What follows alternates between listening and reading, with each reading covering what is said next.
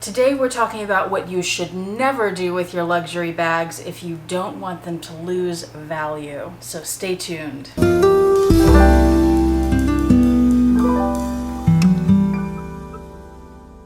Hi YouTube, Autumn Beckman here. Welcome to my channel, or welcome back to my channel. My channel is all about luxury living on a budget, from high-end luxury handbags and small goods to the everyday luxuries of life. If that sounds interesting to you, please make sure you subscribe and click the bell notification icon to be notified when I post new videos, and be sure to like the videos that you enjoy. And one of the perks of subscribing to my channel is you get to see my community posts on your YouTube homepage, where I post deals, discount codes, sales, and rare finds related to these beautiful things we love. Today's video is inspired by some comments I saw related to the Coach Basquiat collection. Now I know some of you are thinking, I thought this was supposed to be about luxury brands. Trust me, we will get there. To me, Coach definitely has pieces that are luxury, and this video will touch on Coach as well as Louis Vuitton, Prada, Gucci, Hermes, and Chanel. But it was inspired by this conversation about Coach. As those of you who watch my channel are well aware, because I've done several videos on this, about a year ago, Coach released a collection in their boutiques of handbags and small goods with the work of Basquiat on them. This is one of the boutique bags. This is another of the boutique bags. And then just a couple months ago, Coach released another line of Basquiat bags, but this time at the outlet. This is one of the pieces. Some pieces utilize the same artwork from the boutique collection. Others did not. Either way, as part of this outlet collection, none of the items were exactly the same as the items that were in the original collection as the boutiques.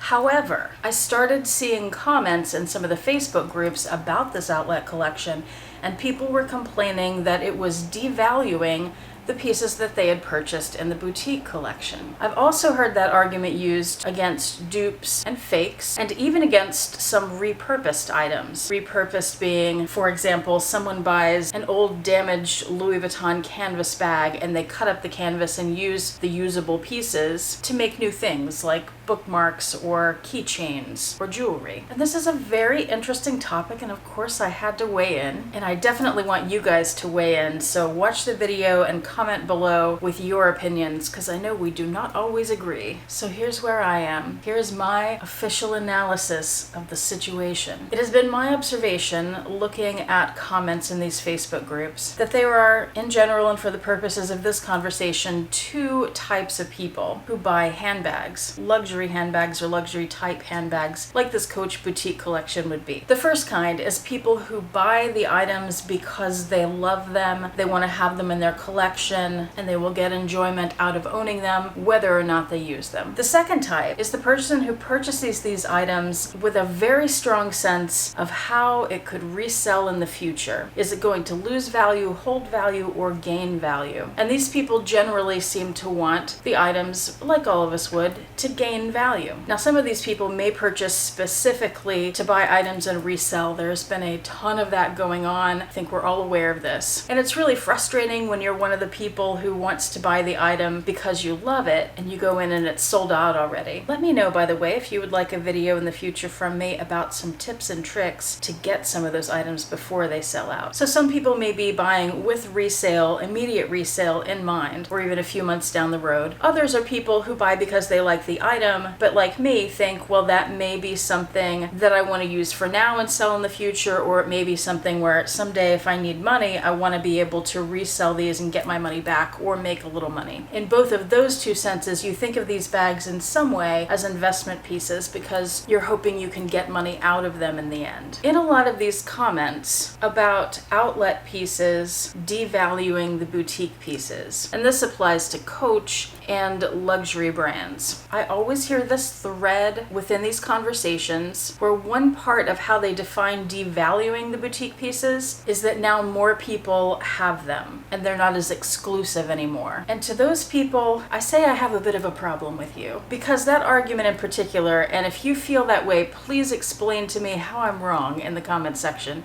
but that argument sounds elitist to me. I can 100% understand a company trying to make their products exclusive. Louis Vuitton does this all the time. They make highly limited edition pieces. For example, that heart bag that they came out with, there were I don't know the exact number. I want to say I heard it was something like 60 pieces released in the entire United States. You can't get your hands on that. And then some of the people who do get it and they try to resell it for double the price. It's really frustrating, but also good on them. I can see that from both sides. So I understand that exclusivity coming from a company. They're there to make profit. What I don't understand is where wanting the idea of exclusivity is coming from individuals. To me, that seems like you don't want other people to have what you have because you want to be special in some way and you think that that makes you special, having something that's hard to get. That's difficult for me to wrap my brain around because I come from a different perspective where if I love something and I'm able to get it, I want other people to be able to get it too if they also love it. That just means we all have fantastic taste. And I don't get my feelings hurt if I see somebody else on the street with the same item that I have. It just means we have something in common. Again, our fabulous taste. Now getting back to outlet releases devaluing boutique pieces, well, I'd say in most cases, this is a moot point too, because they're not the same pieces. Sure, there are similarities. In fact, Coach recently released a collection with Jennifer Lopez. There were several shearling pieces in that collection, and this is Coach Outlet, by the way. But over in the boutique end, they recently released another collection that has a lot of shearling pieces. Some of these pieces look very similar. For example, there is this swinger bag, and then there is this Nolita bag. I mean, just eyeball those, use your kindergarten compare and contrast skills. Very similar, but not the same. There are quality differences here, there are design differences here, and frankly, they're made for different audiences. I love the swinger bag. I can see that there's a quality difference between that and the Nolita. The shearling looks better quality. It has the chain from the beat bag. It has a crossbody strap that the Nolita doesn't have. The swinger will also be a little bit bigger. However, that's $500 versus $150. And for me, that's a piece that would get used 2 or 3 times a year. So for me, that's not worth the $500. So spoiler alert, I bought the $150 Nolita version. Had the Nolita not been available, I would not have bought the swinger because again, the usage issue. A lot of people went for the lower price point because of the price. A lot of people are priced out at $500, but they can do $150 even if that's pushing it. And of course, there's some overlap in those markets, but generally they are going for a different target audience between boutique and outlet. It's a similar point to be made when you're talking about dupes or even about fakes and also repurposed items. Those items often target a different audience than the authentic boutique pieces. You guys know I've bought plenty of dupes where I would never have purchased the boutique item because I'm priced out or because of some practical reason like with the shearling thing. And I've heard many of you say you do the same thing. For example, I have this keychain that I got on Etsy many years ago now. It was $50. Louis Vuitton makes one that looks very similar, but it's over $300.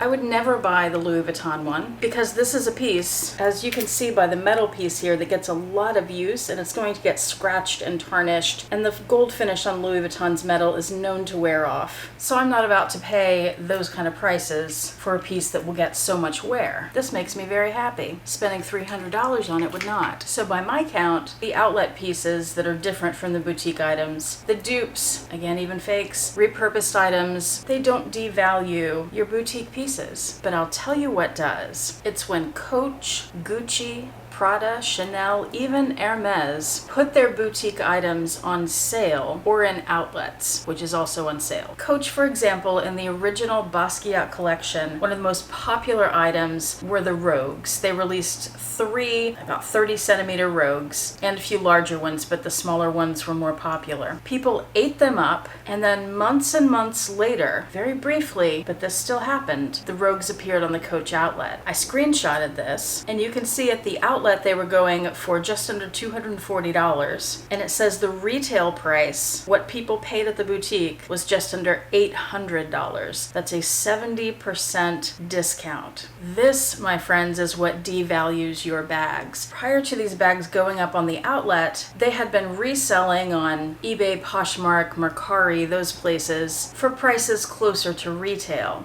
some above retail, the more popular ones. But then they hit the outlets and all of a sudden, a lot of those resale prices dropped. And that's because people were able to get them cheaper. So your boutique bags are not cheapened by other bags simply existing or other people having them. Your bags are cheapened by the companies themselves selling them at discounts. Gucci and Prada both have outlets. They make bags for the outlets. Those don't decrease the value of your bags, but they also put boutique bags in the outlets, and that's where your bags lose value. YSL, Saint Laurent, they have outlets. Everything in their outlet is straight from the boutique, so shop there instead of the boutiques. Even Chanel has sales, and yes, even Hermes has sales. Now, of course, their most popular bags are not going to be in those sales, but they do still have them. Louis Vuitton, however, has no outlets, and they never put anything on sale, except when items are offered to employees at discounts, but the public never gets those discounts. So here, considering all this, is how you can set yourself up in a better way to not lose money on your boutique bags, and that is to not buy them at retail price, but to buy them from outlets or in sales or pre-loved if it's something that you can get at a good deal. Now, that's not always the case.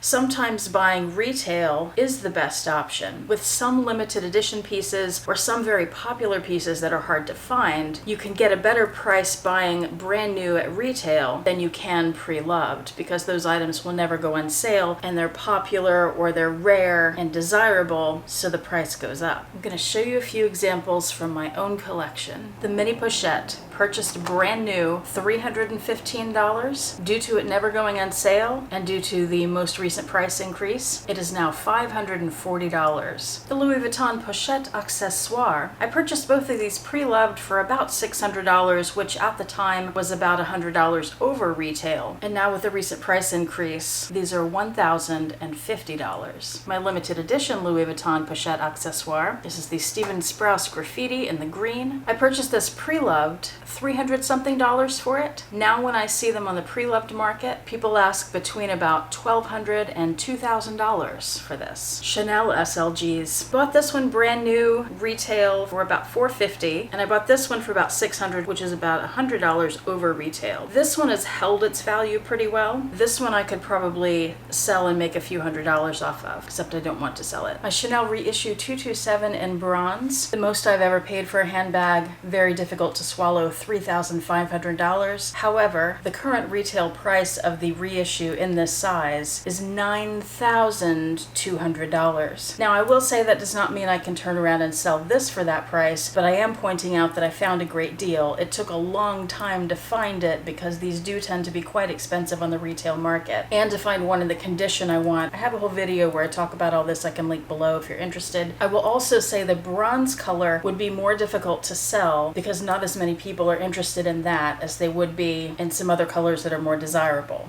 Black, of course, being the most popular. If I ever wanted to sell this, which I absolutely do not because it's my dream bag, I could sell it and I could make money over what I paid, especially with Chanel prices just going up and that being a popular bag. You can also find some incredible, unbelievable deals every once in a while if you just are obsessive about looking at the pre-loved websites every day. This bag, for example, the Louis Vuitton locket in nearly pristine condition. This bag, I forget the retail now, it was thousands and thousands of dollars. For some reason, Fashion File had it listed at $450, which is insane. I've never seen another one at this price. They're usually closer to $1,000 or over $1,000. And when you find deals like that, jump on them, because if you don't, someone else will. And even though that's not a super popular bag, if I wanted to sell it, I could do so and double my money, at least. So those are all examples of luxury bags that have held their value or gained value. But you can even do this with Coach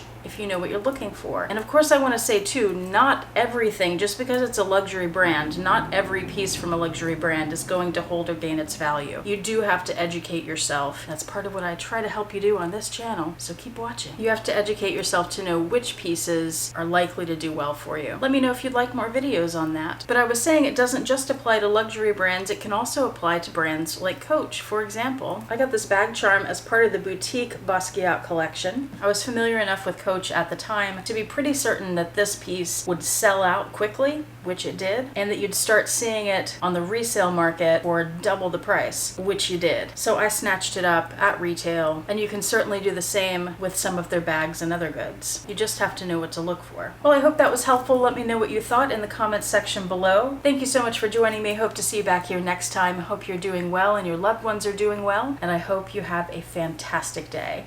Bye.